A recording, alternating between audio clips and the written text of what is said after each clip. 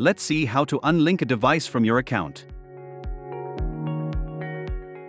Sometimes it may be necessary to remove a device from your personal account in order to link it to another one, such as when a tenant changes in a rented home.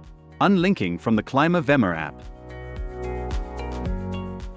On the Old Tenants app, go to the building page, press the menu button of the thermostat to be removed, and select Delete.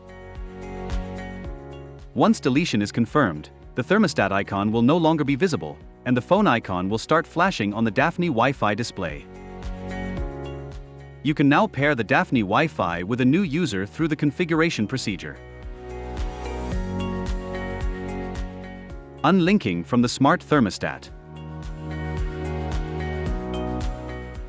If it is not possible to act through the app, proceed as follows. Access the advanced menu of the smart thermostat, following the instructions in the manual. Press and hold the Set button for a few seconds to enter the device configuration menu. Press the down arrow. The ADV icon will start flashing on the Daphne Wi-Fi display. Now press the hand button several times until you reach the page showing the Wi-Fi signal strength, FLD.